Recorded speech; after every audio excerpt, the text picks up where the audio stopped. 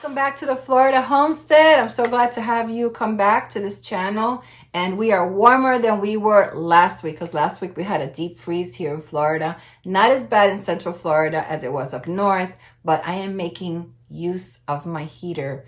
And today it is a great day because I don't have to use my heater today, but I did have it on this morning for a little while.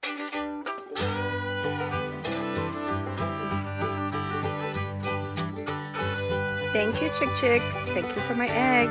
So we've been busy the last couple of weeks because my cousin's co-worker was moving out of her apartment and moving into a new place, and she decided to downsize and not have so many things. So we were given a lot of the furniture that she has, and we had to move that stuff over to our place. Now you can see here in the porch that it's been a little difficult for us to find places to hide all of this stuff. We have a lot of stuff in my shed that we put in from when my neighbor moved out that she gave us.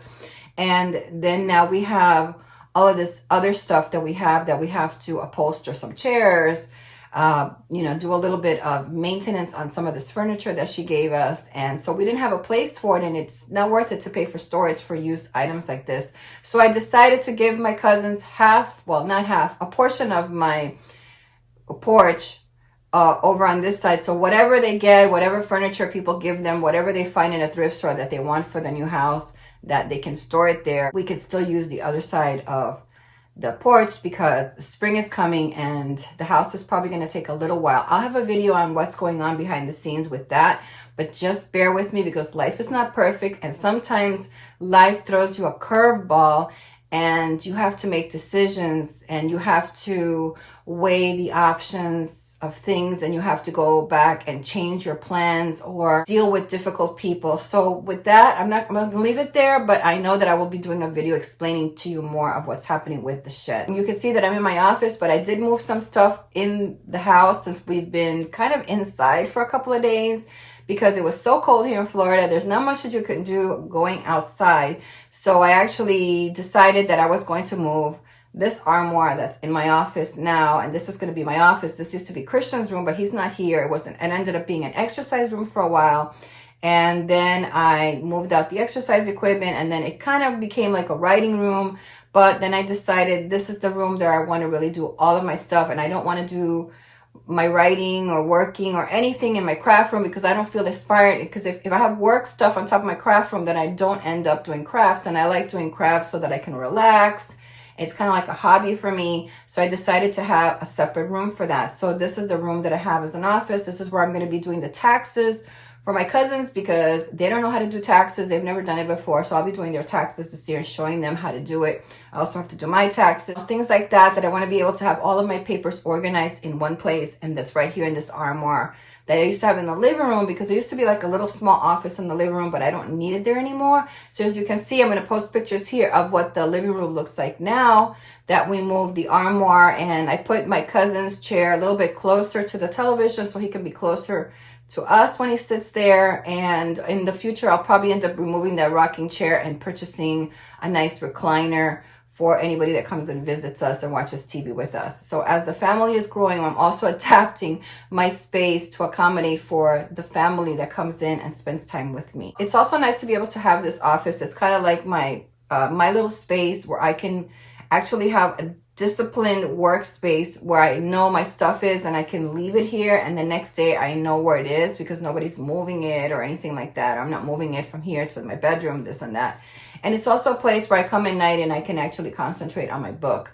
So I have my armoire where I can just close all of my work stuff in there and have my desk free here so that I can concentrate just on the writing in the evening and not have to worry about that there's work stuff on my desk, because this armoire has all the files and everything in the drawers, and everything is put away nicely in there.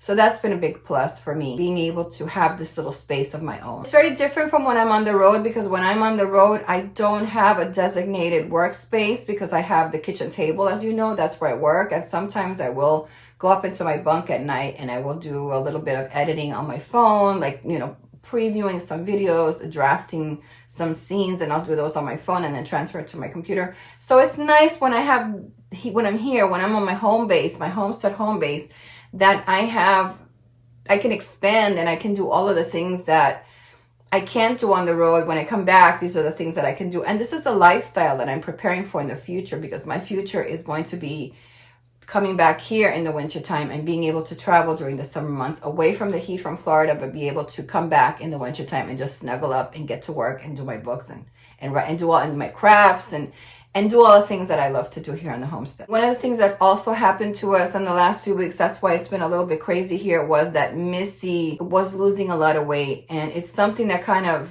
it's been happening slowly, and we've been noticing it to the point that it got really scary, because she did look very emaciated. I decided to take her to the vet and see what was wrong with her. They did give her some blood tests. Unfortunately, my vet was not there, so I had to bring her to the hospital to get her checked. They did give her some blood work, and they said that she has hyperthyroidism is what it's called for a cat, which is a problem with the thyroid. So it's been a challenge for me, because I been giving Sitka, and I gave Muffin always like the raw food, raw meat. I give her organs. I change her around. And I've been doing that with Misty as well. But I didn't realize that cats are like complete carnivores, to the point that they really should not be eating any carbohydrates. And Misty has been openly eating kibble during the day. I let kibble out like most people do with their cat. They leave the kibble out and she eats, and she's constantly nibbling on the kibble. And then in the evening, I'm giving her the raw. Well, the problem with that is she's getting too many carbs during the day, and that's been affecting her. So I've totally had to change everything with Missy's diet and try new things. She's also taking medication twice a day to control the thyroid. She's got to be retested in about 30 days. So what I want is for her to heal herself. Hopefully, I'm hoping that will be able to happen, or at least her thyroid levels to come down significantly, so it doesn't interfere with her kidneys or anything like that. So right now I'm in the process of still managing all of this. I'll do another video talking to you about all of the things that I've learned through this and the way that I'm managing her diet, which is very different from the dog, because the dog is not a total carnivore like a cat is. A cat is complete carnivore. So I'll do a video separately on that, and I'll talk about the barf diet and the diet that I give Zika and all the things that I do. But I just wanted to know that that was also a time that was difficult for me. You know, you always feel guilty, like, what did I do wrong? I thought, I'm giving a cat the same diet that I give my dog, which is raw food is enough. I know a lot of people talk about, top the kibble with some raw meat, which is better for them. Yes, there's going to be better nutrition for them, but in the long run, you're still giving them the kibble, and the kibble is carbohydrates, and the quality is bad. And as you can see, the last couple of years, health in this country has declined for humans. So you can imagine what it is that they're putting inside this kibble. And I did a lot of research over this kibble, and I'm just feel guilty that I didn't even think that even a little bit of kibble could be harming her. So she's definitely off the kibble at this point, and she is totally on meat, all meat. So if you're interested in watching that video, come back in the future and I will have that video. I will share all of my insights as to going through this whole situation with her. Been kind of snuggling up, cozy here with the heaters on, being warm during the freezes, and we've been watching all of the stuff that's been happening with the LA fires, which was shocking to us, what's been happening. And also, that's very similar to what happened in Hawaii and North Carolina. I've been watching a lot of things with that. And we've been also discussing between ourselves the possibility that that could happen here in Florida as well, because I live across the street from a forest, and it's a huge forest that goes for miles and miles and miles. And there's really only one exit where I live.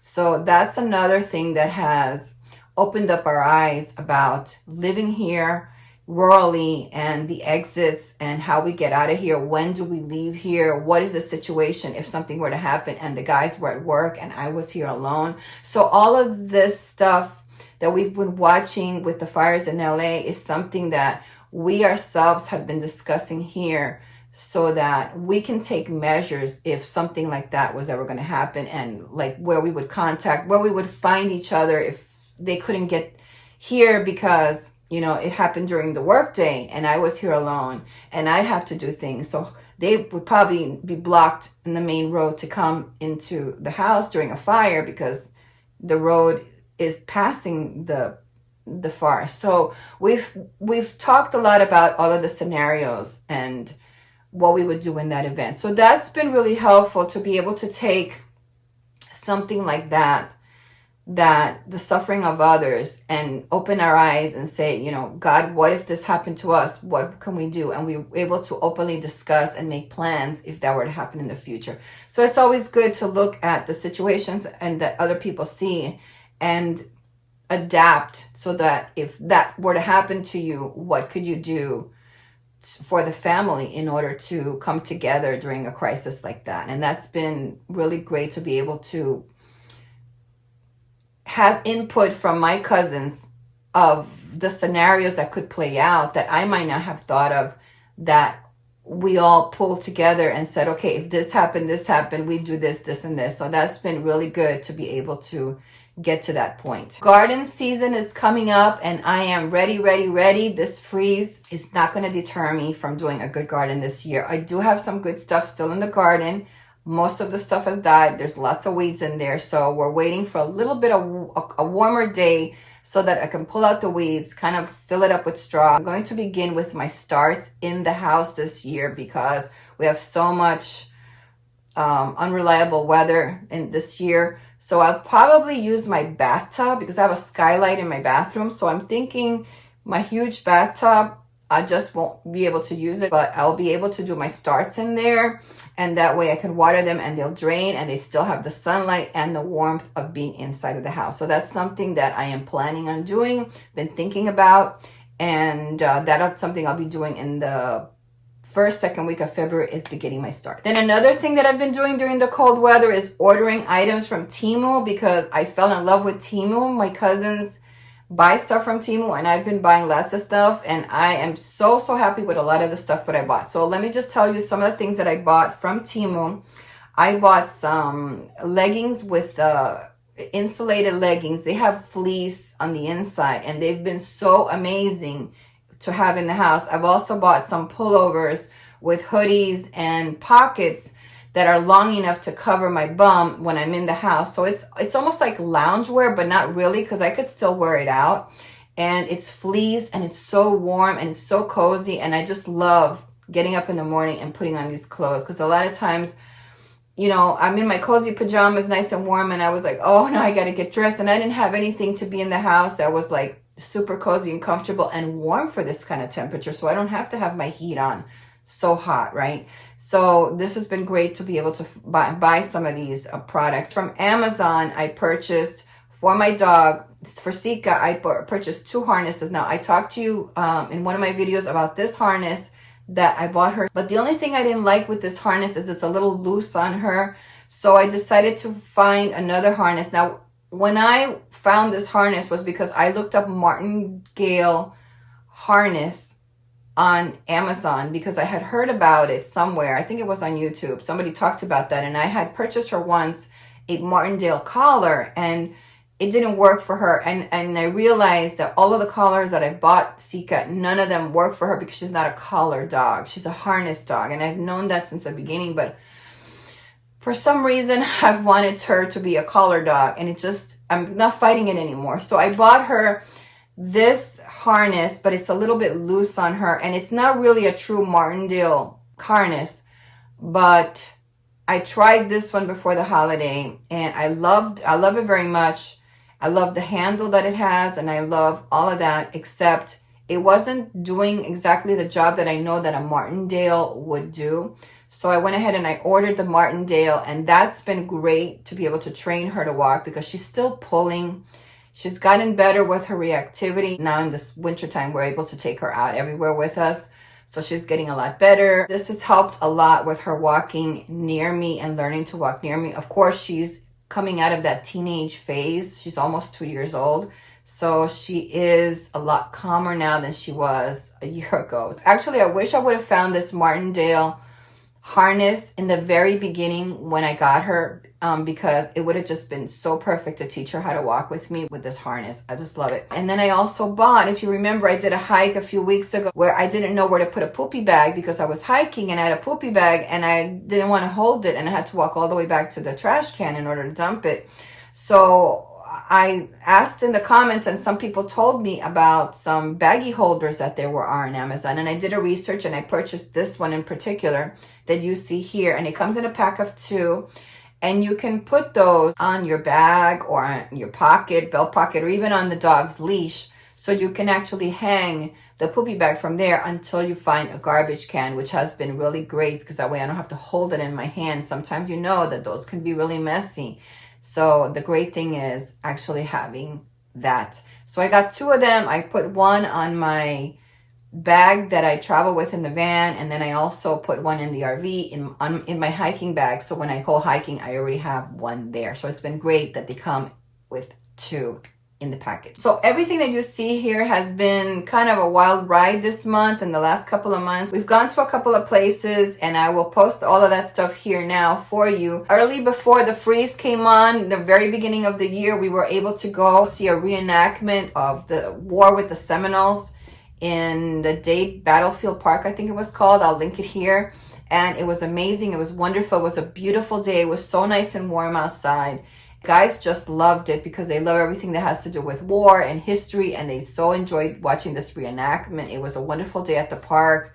They were selling so many beautiful items there, and it was just an amazing day there. I wish Sika could come, but she's still a little bit too reactive for something like that, especially since they had cannons they were firing off and stuff like that, and Sika still it gets scared around firecrackers and fireworks and explosions like that. So I decided not to bring her with us. And then for my cousin's birthday, which was also in January, I took them to Orlando because they've never been in Orlando. We went to IKEA. We were hoping to have breakfast in IKEA, but we made it a little too late for breakfast. So we did sit down and have some coffee and a little bit of something to eat. And then we got to walk around and look at all of the tiny house type of furniture because they have smaller size furniture there that's more adaptable to a tiny house and a smaller house. We all love certain things that we loved, and we were planning to implement them in the decor of the house that I'm building. And then we also went to the Millennium Mall. Actually, we went there. Now this was a really cold day when we went to the Millennium Mall. They've never been to an indoor mall before, and they were just so excited to see what an indoor mall was. And they actually got to go to the Apple store. We walked around the Apple store and they were so excited to see. And it was such a busy day. There were so many people there buying apples and computers and everything. So it was really nice to see them so happy, finally seeing the things that they've heard about in Cuba and they've never been able to go to or experience in their life. And they were able to experience it on that day. And then we came home and it was just an amazing day. We celebrated his birthday the next day with a dinner. I made a turkey, and it was a really nice day for all of us to enjoy spending together during the cold weather. So with that said, thank you so much for watching. This is just a catch-up video of everything that's been going on here. I will have more coming up about my dog and my cat in the future, and I will also have a video to update you on what's going on with the shed. Right now, there's a situation that's happening behind the scenes, and I don't want to talk about it yet because the outcome is still pending right now, but promise I will give you all of the details as soon as I can. So thank you for watching. God bless, and I will see you next time. I don't know when that's going to be, but I know I will see you again next time. I hope you subscribe and stay tuned to the channel. Have a lovely day. Bye-bye.